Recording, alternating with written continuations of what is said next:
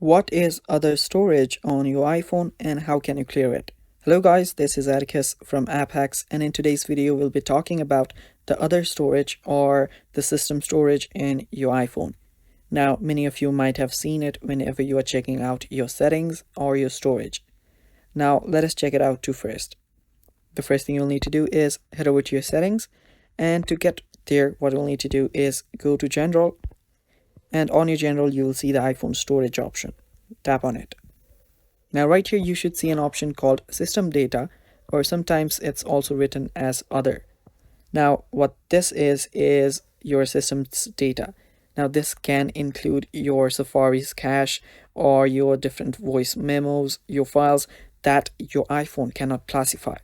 Now, these are the data which can sometimes be so tiny that iPhone does not find it important enough to classify it into something.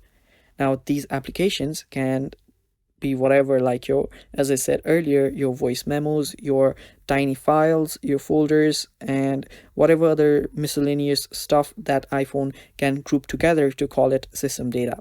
Now, this can include data from your different cache, your browsers, different caches from your device, and many more.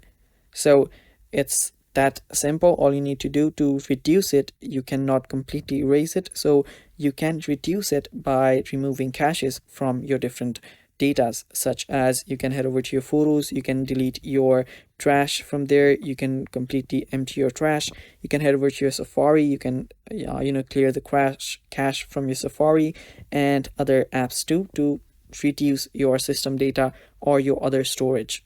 So yeah, I hope this video was helpful, and that's basically it. Thanks for watching guys. Stay tuned for more upcoming videos, and